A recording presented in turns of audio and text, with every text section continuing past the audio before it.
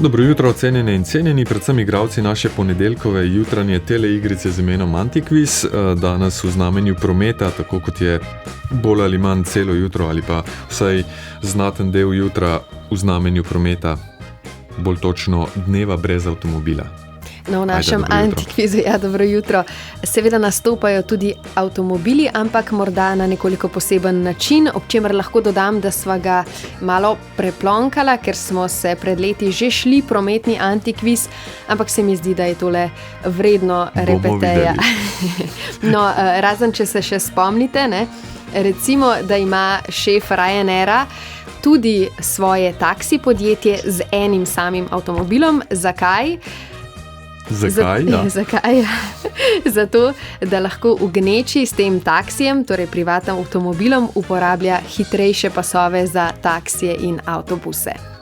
Rekli bi temu klasičen pacek, ne. Pustimo, torej 5 podatkov o prometu, 4 držijo, 1 ne, iščemo pa tega, ki ne drži. 01 475 2202, kateri od podatkov torej ne drži, in tole so podatki o prometu. Torej prvi, bankoški policisti morajo zaradi neznosnega prometa v mestu opraviti tudi tečaj za pomoč pri porodu.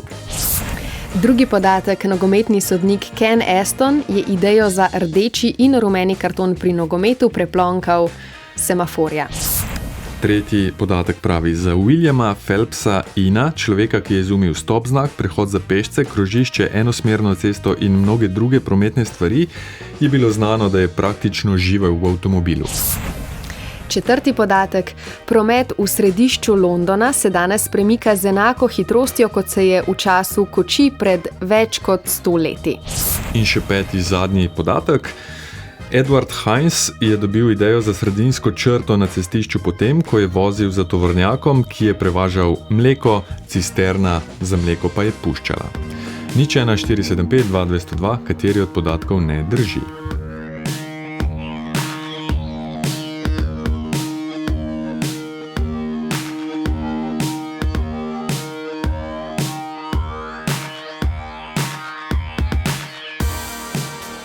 Primož iz Vrhnike. Dobro jutro, dober dan.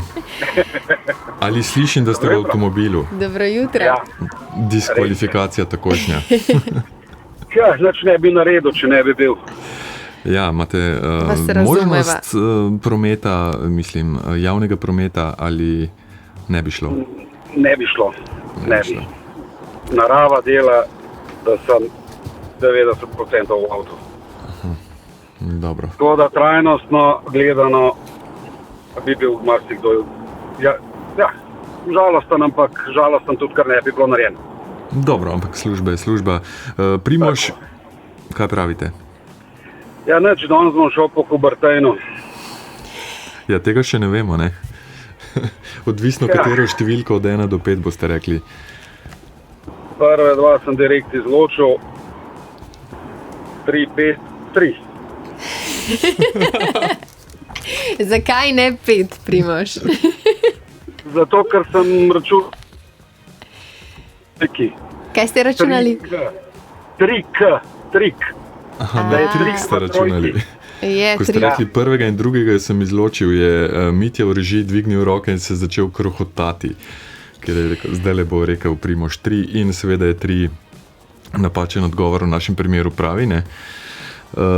William Phelps Ino je res človek, ki je izumil vse tisto, kar smo naštevala, ne? Ja, en zanimiv lik s časov, ko se je začenjal cestni prometni razvoj. Ameriški podjetnik sicer, ki mu pripisujejo večino torej teh prvih opisanih inovacij na področju cestne varnosti, pravijo mu tudi oče prometne varnosti, stop znak, prehod za pešce, enosmerno cesto, postajališča za taksije, cestne otoke za umirjanje prometa in še. Recimo tudi prve ideje o krožiščih. Večino njegovih inovacij so na cestah začeli uporabljati v začetku prejšnjega stoletja, ne, na obeh straneh Atlantika, torej v času, ko so po cestah tudi še vozile kočije. Živel je v New Yorku in na podlagi tamkajšnjih izkušenj potem snoval svoje ideje. Ampak da poenostavim in pohitriva zadeva. Pohitriva vse skupaj, ja. Nikoli ni znal voziti avtomobila. Ne, da je živel v avtomobilu, ni znal voziti avtomobila, ni ga niti uporabljal. Je pa oboževal ježo. Ja, težek teoretik, bi mu rekli. Primož, Kuberten vam ploska, midva pa tudi, no. Ja, res je. Hvala za klic, pustite podatke v režiji, pa se slišimo, ne? Pa ne bova rekla, pa več sreče prihodnič, ne? Pa malo manj sreče prihodnič, da se bomo dlje časa igrali. Se poslušamo. Ja, uspešen teden. Ja, enako. Ja, kje začnemo? Pri porodih. Pri porodih, ja. Morda tukaj še en medklic tukaj na ta cestno-prometne predpise oziroma razvoj. Prva obvezna vozniška dovoljenja so začeli zahtevati v Londonu leta 1904. Bravo. Ja, bankovški policisti. Promet v Bangkoku je skokovito začel rasti v 80-ih, predvsem z lastništvom osebnih vozil. Recimo 2006 potem je bilo v mestu registriranih 4 milijone vozil, desetletje pozneje, 2015, že prek 9 milijonov. In strokovnjaki ocenjujejo, da bi jih ceste in ulice prenesle tam do 1,5 milijona. Ja, problemi so seveda kompleksni, od preveč avtomobilov na premalo površinah, skoraj neobstoječi javni prevoz, vsaj sistemski oziroma sistematičen.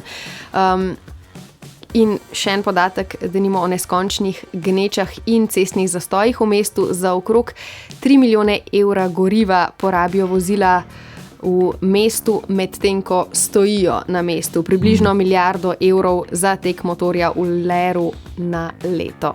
Ja, lepo.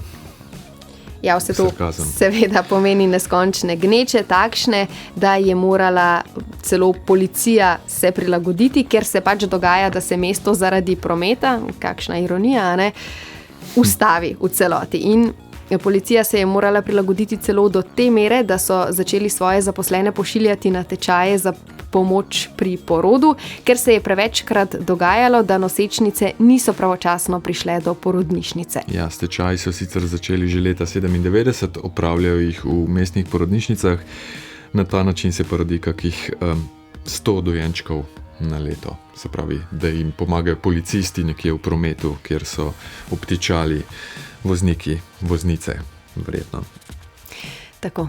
Rdeči in rumeni semafori in kartoni. Večno vprašanje, kako komunicirati med sodniki in igralci ter hkrati tudi s publiko, sploh ko gre za disciplinske ukrepe.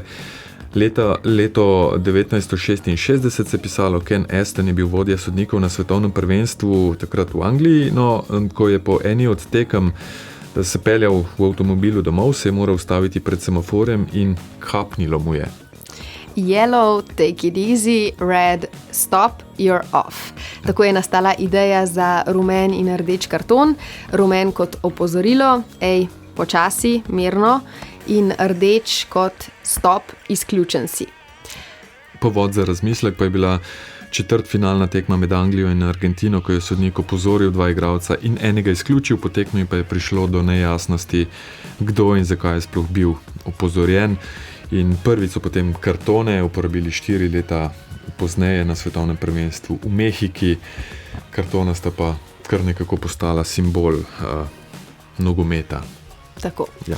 Iz Mehike še v London, kjer kljub vsem ukrepom ali pa morda prav zaradi njih je povprečna hitrost prometa danes okrog 10 milj na uro oziroma 16 km na uro. To je skoraj identična hitrost kot pred stoletjem in več, ko so po Londonu, pa tudi še kje drugje, po mestu vozili s kočijami.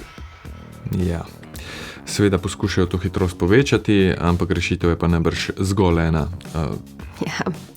Več koles, manj avtomobilov. Ja. In še zadnji podatek. Zadnji 5. podatek. Edward Heinz. Sredinska črta, ta meni najbolj všeč. Ja, tudi meni najbolj zanimiv in neverjeten. Torej, Edward Heinz, inovator, ki je živel v drugi polovici 19.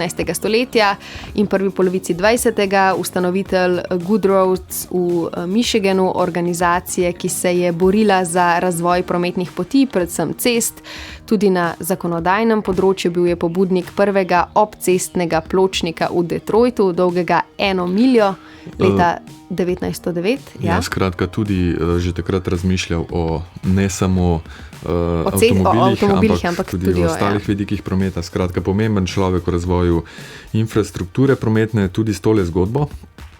Heinz je namreč izumil ločitev dveh smeri ceste s sredinsko črto, idejo pa je dobil medtem, ko je v Detroitu vozil za cisterno, ki je prevažala mleko in ker je puščala, je za sabo puščala belo sled in Heinzu se je zdelo smiselno, da bi tako črto lahko potegnili po vseh dvosmernih cestah.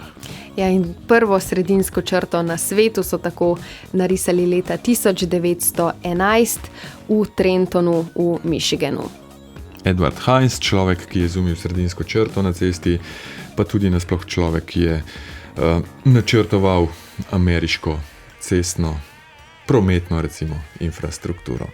Tako, hvala za sodelovanje v tokratnem prometnem antikvizu, se slišimo prihodnji teden.